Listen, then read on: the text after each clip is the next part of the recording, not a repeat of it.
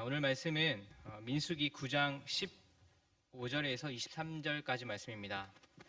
민수기 9장 15절에서 23절까지의 말씀, 저 한 절씩 교독하도록 하겠습니다. 제가 먼저 읽겠습니다.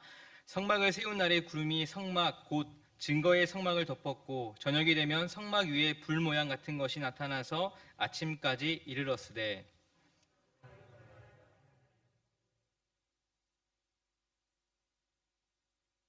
구름이 성막에서 떠오르는 때에는 이스라엘 자손이 곧 행진하였고 구름이 머무른 곳에 이스라엘 자손이 진을 쳤으니 이스라엘 자손이 여호와의 명령을 따라 행진하였고 여호와의 명령을 따라 진을 쳤으며 구름이 성막 위에 머무는 동안에는 그들이 진영에 머물렀고 구름이 성막 위에 머무는 날이 오래될 때에는 이스라엘 자손이 여호와의 명령을 지켜 행진하지 아니하였으며 혹시 구름이 성막 위에 머무는 날이 적을 때에도 그들이 다만 여호와의 명령을 따라 진영에 머물고 여호와의 명령을 따라 행진하였으며 혹시 구름이 저녁부터 아침까지 있다가 아침에 그 구름이 떠오를 때에는 그들이 행진하였고 구름이 밤낮 있다가 떠오르면 곧 행진하였으며 이틀이든지 한 달이든지 1년이든지 구름이 성막 위에 머물러 있을 동안에는 이스라엘 자손이 진영에 머물고 행진하지 아니하다가 떠오르면 행진하였으며 같이 읽겠습니다. 곧 그들이 여호와의 명령을 따라 진을 치며 여호와의 명령을 따라 행진하고 또 모세를 통하여 이르신 여호와의 명령을 따라 여호와의 지김을 지켰더라. 아멘. 속도와 방향을 정하시는 주님이라는 제목으로 말씀을 증거하겠습니다. 저희들은 살아가면서 수많은 선택을 하게 됩니다. 하루에도 얼마나 많은 선택을 하게 되는지 모릅니다. 그리고 각자 자신이 옳다고 생각하는 대로 선택을 하게 되지요. 여러분 한번 이런 질문을 받았다고 한번 생각해 보십시오. 여러분들에게 누가 여러분 방향과 속도 중에 어떤 것이 더 중요합니까? 라고 물으신다면 우리는 그리스도인이기 때문에 답이 어느 정도 정해져 있지 않습니까? 아마 대부분의 분들이 방향입니다 라고 말하시는 분들이 아마 많을 거예요. 맞습니다. 속도보단 방향이 중요합니다. 방향이 잘 맞아야지만 속도도 제대로 나오기 때문입니다. 오늘 본문에 나오는 내용을 간단하게 말씀을 드리면 이스라엘 백성이 출애굽을 한 뒤에 광야 생활을 하게 되는데 그 광야 생활에서 과연 그들이 어떤 식으로 이동을 했는가 또 어떤 식으로 멈추었는가를 나타내고 있는 말씀입니다. 이스라엘 백성을 이집트로부터 출애굽시키셨던 하나님께서는 성막이 완성되자 그날부터 밤에는 불기둥으로 낮에는 구름 기둥으로 자신의 뜻을 하나님의 뜻을 전하기 시작하셨습니다. 이스라엘 백성들을 구름이 움직일 때마다 이것이 하나님의 뜻이구나 라고 알았고요. 또 구름의 멈춤과 움직임에 따라 자신들이 나아가야 할 방향과 그리고 행진할 때와 멈춰야 할 때를 구별하며 나아간 모습을 볼 수 있습니다. 하나님께서 말씀하신 약속의 땅, 그 땅은 지금 이스라엘 백성이 서 있는 그곳으로부터 짧게는 열흘, 또 길게는 13일이면 갈 수 있는 그런 짧은 거리였습니다. 그러나 잘 아시겠지만 그 짧은 거리를 이들은 무려 40년 동안이나 방황하며 여기저기를 돌아다니는 그런 광야의 삶을 살게 되죠. 40년이라는 시간 동안 200만이 넘는 사람들이 하나님의 뜻, 구름의 움직임을 보면서 나아갈 때도 있었고 또 구름이 멈추게 되면 그곳에 다시 진을 치고 머무르게 됩니다. 이스라엘 백성이 구름의 움직임을 보면서 또 행진하고 또 멈추고 진을 쳤던 곳은 42곳입니다. 42곳. 40년 동안 42곳에 진을 쳤으니까 물론 시간의 차이는 있고 거리의 차이는 있겠지만 대충 그냥 평균으로만 숫자적으로만 따진다면 40년 동안 42곳이니까 40년 동안 1년에 한 곳 정도라고 생각해 볼 수 있습니다. 생각해보면 구름이 움직이기 시작해서 이동하는 그 시간보다 구름이 멈추고 거기에 진을 치고 거기에 멈춰서 살았던 시간이 이동했던 시간보다 훨씬 더 많았지 않겠습니까? 여러분 우리는 순종이라고 하면 무언가 해야 되는구나 어떤가의 결정에 따라서 행해야 되는구나 움직여야 되고 또 열정을 가지고 노력하면서 감당해야 된다는 생각도 가지고 있을 것입니다. 순종이라면 좀 어렵기도 하고 왠지 무겁기도 하고 좀 하기는 싫지만 하나님의 명령이기에 믿음으로 해야 할 때도 있습니다. 그런데 오늘 본문을 보니 이스라엘 백성의 구름의 이동을 보면서 그 구름이 이동할 때 움직였던 그 시간보다 멈추고 그곳에서 진을 치면서 시간을 보내야 했던 것이 훨씬 더 많았음을 보면서 무언가 하는 것도, 뭔가 열정을 가지고 행하는 것도 물론 순종이지만 때로는 멈추고 더 이상 나아가지 않고 그곳에 짐을 풀고 삶을 살아내는 것 또한 하나님께 대한 순종이구나라는 것을 보게 됩니다. 순종하면 떠오르는 인물이 있죠. 아브라함과 이삭에 대한 이야기입니다. 하나님께서 아브라함에게 이삭을 100살에 주셨어요. 얼마나 귀한 자식일까요? 근데 어느 날 하나님께서 귀한 그 아들 이삭을 번제물로 제물로 바쳐라 라고 말씀을 하셨어요. 이 엄청난 하나님의 명령에 아브라함은 아내와도 상의하지 않고 그 바로 다음날 일찍 아들을 데리고 길을 떠났습니다. 저도 두 자녀를 둔 한 가정의 아빠로서 만약 하나님이 이러한 명령을 하셨다면 정말 엄청난 그런 이야기 아니겠습니까? 하나님 왜요? 제 아들이 필요하세요? 하나님 정말 맞습니까? 충분히 아빠로서 질문해 볼 수 있지 않겠습니까? 그리고 또 한 번, 당연히 한 번 더 하나님께 물어봐야 되지 않겠습니까? 하나님 진짜요? 하나님의 말씀이 무조건 따라야 한다는 마음에 다른 누구하고도 상의하지 않고 그리고 하나님께 물어서는 절대 안 되고 다시 물으면 안 되고 그저 순종하는 마음으로 자식을 끌고 산으로 가는 것만이 정말 위대한 순종일까? 물론 이 본문을 보면서 아브라함의 대단한 순종입니다 라고 해석하는 것이 참 많이 있습니다. 맞는 말씀이죠. 이런 순종을 누가 할 수 있겠습니까? 하지만 오늘 본문 좀 다른 관점에서 우리가 본다면 이것은 아브라함의 어쩌면 정말 대단한 어떤 순종이라기보단 정말 대단한 믿음이라기보다는 아브라함에게 있어 하나님의 음성과 하나님의 말씀은 정말 일상적이었던 것이 아닐까. 그냥 지금까지 평상시대로 하나님께 순종해 왔던 것처럼 자기 아들 이삭을 번제라고 드리라는 하나님의 그 말씀도 마치 습관처럼 일상적인 것처럼 따라갔다고도 생각해 볼 수 있습니다. 왜냐하면 아브라함은 대단한 순종을 하는 사람이기 때문입니다. 아브라함은 하나님과의 관계가 정말 친밀했어요. 하나님의 음성을 직접 듣기도 했고요. 하나님의 말씀을 따라 길을 떠나기도 했습니다. 명령하신 대로 그냥 그렇게 살아왔어요. 하나님과 아브라함의 관계는 그냥 일상적인 것이었습니다. 하나님 말씀하시고 아브라함 순종하고 그것이 당연하고 마치 습관처럼 되었을 것입니다. 물론 타인인 우리가 이 장면을 마치 우리의 장면이라고 우리의 상황이라고 생각해 본다면 절대 그 하나님의 음성에 쉽게 순종하기란 어렵죠. 게다가 하나님께서 아들을 바치시라고요? 인신 제물을 바치시라고요?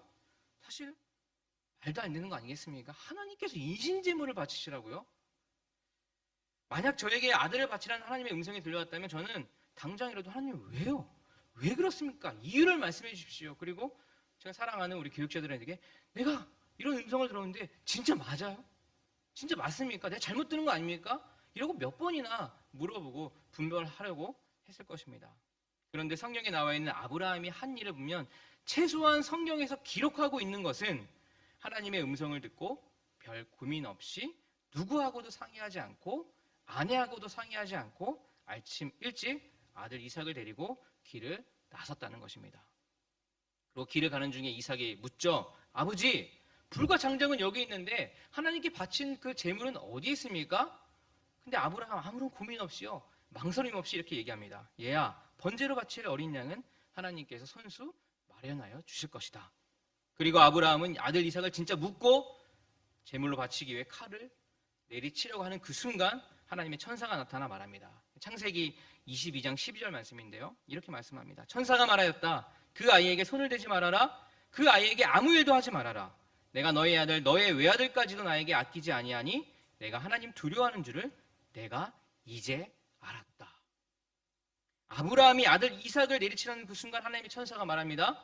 내가 하나님 두려워하는 줄을 이제 알았다. 이제 알았다. 여러분 이 말씀을 한번 잘 주목해서 보십시오. 이제 알았다고요? 정말 하나님께서는 아브라함에 대해서 정말 모르셨다가 그 사건을 통해서 아브라함이 나에 대해서 이렇게 순종하는구나. 하나님이 진짜 그때 알았을까요? 전지전능하신 하나님께서 세상을 창조하시고 우리를 창조하시고 우리의 마음속 머릿속까지 다 하신 하나님께서 그 사건을 통해서 이제야 정말 알았을까요? 아닙니다. 하나님께서는 이미 아셨을 것입니다. 근데 알고 계셨다면 왜 하나님께서 굳이 이런 일들을 하신 것일까요? 창세기 22장 1절 상반부에 이렇게 말씀합니다. 이런 일이 있은 지 얼마 뒤에 하나님께서 아브라함을 시험해 보시려고 그를 부르셨다. 아브라함을 시험해 보시려고. 아브라함을 시험해 보시라고 말씀하셨는데 도대체 그 시험은 누구를 위한 시험이었을까요? 하나님께서 이 시험을 아브라함에게 하시고 아브라함은 멋지게 순종했어요. 그러면 하나님께서 이 시험에 대해서 어떤 유익이 있을까요? 그래, 정말 나를 순종하는구나. 이게 유익일까요? 이 사건이 의미하는 것은 정말 무엇일까? 무엇이 가장 중요한 것일까? 중요한 것은 이 시험을 통해서 아브라함이 분명히 깨달은 것이 있을 것입니다. 하나님께서 이삭을 바치라고 명하셨을 때 그가 어떤 고민을 했는지는 알 수 없지만 최소한 그는 지금껏 하나님의 말씀에 순종하면서 살아왔어요. 순종하겠습니다. 내가 이 사건이 정말 믿습니다. 하고 순종한 것이 아니라 아브라함은 그냥 평상시대로 하나님의 말씀에 또 따라 행한 것 뿐입니다. 그리고 이삭을 붙잡고 칼로 내리치는 그 순간 하나님의 천사가 말을 하죠. 내가 하나님 두려워하는 줄을 이제야 알았다. 여러분 이 말씀을 딱 듣는 순간 아브라함이 이것을 깨닫지 않았을까요? 내가 하나님을 두려워한다는 것이 바로 이것이구나. 내가 하나님께 순종하고 있었구나. 내가 해왔던 이 일들이 마치 습관처럼 해왔던 일들이 이게 하나님께 순종하였던 것이구나. 정말 믿음을 가지고 하나님을 따라왔을 때 하나님의 정말 이러한 보호하심이 있구나 라고 다시 한번 깨닫지 않았을까요? 정말 중요한 것은 우리가 이미 하나님의 말씀에 많은 부분에서 순종하고 있다는 것을 깨닫는 것입니다. 여러분 오늘 아침에 여기 왜 나오셨습니까? 그리고 인터넷으로 예배 드리시는 분들 아침 일찍 주일날 쉬는 날에 왜 아침에 하나님께 예배를 드리고 계십니까? 여러분 순종하는 마음이 없이는 예배를 드릴 수 없습니다. 여러분 우리 교회 잘 아시겠지만 전도에 엄청난 열정을 가지고 있는 교회입니다. 일본 선교하는 교회입니다. 그런데 큰 사건이 터지고 나서 우리는 전진했던 그리고 행진했던 것을 잠시 멈췄어요. 잠시라고 생각했었는데 시간이 좀 길어졌어요. 가끔 성도님들과 만나 이야기를 하다 보면 이런 말씀을 하십니다. 멈춰 있는 것 같은 이 시간이 좀 답답하다. 지금까지 어쨌든 저쨌든 정확한 목표를 가지고 지금껏 달려왔는데 이제는 더 이상 보이지가 않는 것 같다. 뭘 붙잡고 가야 할지 잘 모르겠다. 멈추어 있는 것 같은 답답함을 가지고 있어요. 저도요. 그런데 오늘 본문을 보면서 다시 생각을 해보게 됩니다.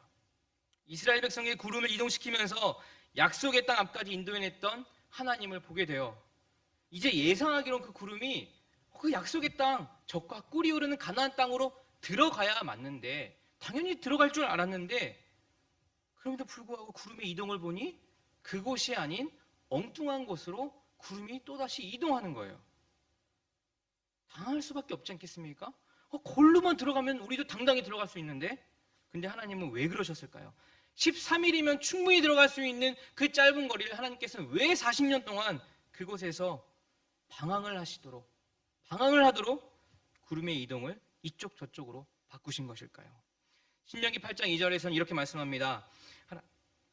당신들이 광야를 지나온 40년 동안 주 당신들의 하나님이 당신들을 어떻게 인도하셨는지를 기억하십시오. 그렇게 오랫동안 당신들은 광야에 머물게 하신 것은 당신들을 단련시키고 시험하셔서 당신들이 하나님의 계명을 지키는지 안 지키는지 당신들의 마음속을 알아보려는 것이었습니다. 당신들을 단련시켜서 시험을 하셔서 너희들의 마음이 어떠한지, 명령을 지키는지 안 지키는지 속마음을 알아보려는 것이다. 근데 여러분 주목해서 보십시오. 시험을 통해서 그들의 마음속을 알아보려고 했다. 아까도 말씀드렸지만 전지전능하신 하나님께서, 모든 것을 아시는 하나님께서 시험을 통해서 너희들의 마음을 알아보려고 했다. 그 말 자체가 여러분 좀 모순되는 말 아닙니까? 전지전능하신 하나님께서 굳이 시험을 안 해도 아실 수 있을 것이고, 명령을 지키는지 안 지키는지 하나님 다 아실 텐데 왜 굳이 그 시험을 통해서 그들의 마음을 알아보려고 했던 그 저희가 과연 무엇일까? 여러분, 이 시험 동안 결코 하나님께 유익이 있는 것이 아닙니다. 구름이 가나안 땅이 아닌 엉뚱한 곳으로 이동하는 것을 보면서 하나님, 이거 아니잖아요. 왔던 길을 또 가야 됩니까? 도대체 이게 뭐예요? 조금만 가면 바로 그 땅인데요. 이러한 마음이 그들에게 있었을지 모릅니다. 그리고 이제는 구름이 움직이는 것보다 멈춰있는 시간이 훨씬 더 길어지기 시작합니다. 멈춰있는 시간이 길어지다 보니 내가 지금까지 하나님께 정말 야릇기만만 전심으로 전력으로 순종하고 있었다는 것, 그 사실조차 희미해져가고 점점 잊어버리게 되죠. 그러나 멈춰있는 것이 지금 하나님께서 이스라엘에 대한 순종의 요구인데, 그들은 오직 약속의 땅, 가나안 땅, 젖과 꿀이 흐르는 그 가나안 땅, 그 약속의 땅만 집중을 해버리니 자신도 모르는 사이에 멈춰있는 자신을 보면서 지금 내가 순종하고 있다는 그 사실조차 잊어버리게 된 것입니다. 여러분, 정말 이스라엘 백성이 갈 길을 잃어버리게 된 것일까요? 아니요. 지금 이스라엘 백성이 해야 할 일은 구름이 멈춰있는 것을 보고 그곳에 진을 치고 그곳에서 그들의 삶을 살아내는 것이 그들이 해야 할 일입니다. 이미 하고 있는 거예요. 그것이 하나님께서 구름의 이동을 멈추시고 원하셨던 이스라엘 백성에 대한 순종이었습니다. 그리고 그들은 지금을 잘 보내야 하는 것이죠. 속도와 방향을 조절하시는 분은 하나님이세요. 하나님만 하실 수 있습니다.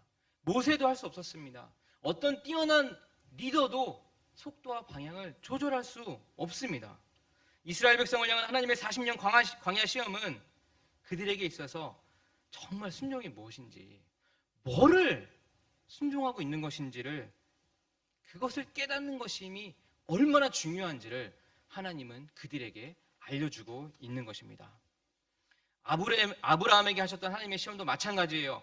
그 시험이 하나님 자신에게 어떤 유익이 있었을까요? 하나님에게는 솔직히 아무런 유익이 없습니다. 순종하든 말든 하나님께서 하신 일이 있는데, 이제 내가 하나님 두려워하는 줄 알았다라고 말씀하셨지만 그 시험에 대한 유익은 사실 아브라함에게 있었어요.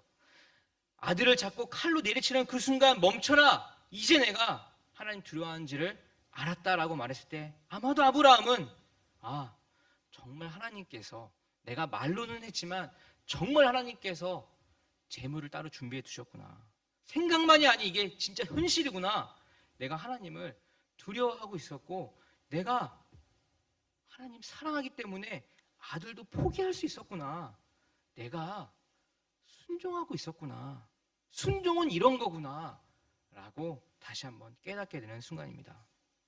여러분, 우리가 지금도 하나님의 놀라운, 크고 놀라운 그 깊은 계획 안에 우리가 살고 있고, 하나님께서 조절하시는 속도와 방향에 우리가 이미 가던 길을 좀 멈추고 그곳에서 살고 있음을, 이미 순종하고 있음을 여러분 기억하시기 바랍니다. 여러분, 하나님께서는 우리가 성공해서 잘 사는 것, 예정대로 나아가며 척척척척 하는 것, 모두가 다 그 가나안 땅에 들어가는 것, 그것보다 더 원하시는 것이 있습니다. 구름 기둥이 우리가 알고 있는 그 방향, 약속의 땅, 가나안 땅으로 움직여야만 하는데 그것과는 상관없이 움직이지 않는 것을, 멈추고 있는 것을 보면서 아직은 때가 아닌가 보다. 이곳에 진을 치고 우리의 삶을 잘 살아내야겠구나 라는 그 모습, 이것이야말로 광야 40년 동안 하나님께서 백성에게 요구한 하나님이 원하시는 순종이 아니겠습니까? 속도와 방향은 하나님께서 정하십니다. 우리가 해야 할 일은 구름을 주목하여 바라보는 것입니다. 그리고 그 구름의 속도가 얼마큼 나고 있는지, 그리고 어느 방향으로 가는지를 보면서 내 판단을 하는 것이 아니라 우리는 그저 구름을 주목해서 보는 것입니다. 그리고 하나님의 인도하심을 바라보며 오늘도 우리의 삶에서 우리의 삶을 하나님 안에서 살아내는 것입니다. 여러분, 너무 조급하지 않았으면 좋겠어요. 또 너무 잘 된다고 마음을 놓지도 않았으면 좋겠습니다. 실패했다고 어렵다고 너무 낙담하지도 마시고 멈춰있는 것 같은 시간 속에서 하나님이 일을 하고 계심을 믿으시기를 바랍니다. 오늘 중국부가 15주년 생일을 맞이했어요. 저도 일본에 온 지 15년 됐습니다. 제가 왔을 때 일본부가 처음 생겼어요. 근데 저는 중국부에게 죄송한 말씀이지만 아무것도 한 것이 없어요. 제가 중국부에서 뭘 했겠습니까? 그런데 하나님은 끊임없이 그 일을 해오셨다는 사실입니다. 여러분, 우리는 그냥 구름을 바라보는 거예요. 그 속도가 빠르든 아니면 저쪽으로 가든 저 방향으로 가든 내 판단을 섞여서 답답하고 어떻게 하는 것이 아니라 그냥 그 구름을 바라보고 하나님의 전지전능하신 그 힘을 믿고 나아가는 것입니다. 그렇게 사는 저희들 되기를 소원합니다. 기도하겠습니다. 하나님 아버지, 감사합니다. 속도와 방향은 주님께서 정하십니다. 우리가 그저 할 것은 하나님을 바라보며 그 구름을 바라보며 하나님의 인도하심을 믿고 따르는 것입니다. 우리의 삶에 그러한 삶이 될 수 있도록 인도하여 주시옵소서. 감사드리며 예수님의 이름으로 기도합니다. 아멘.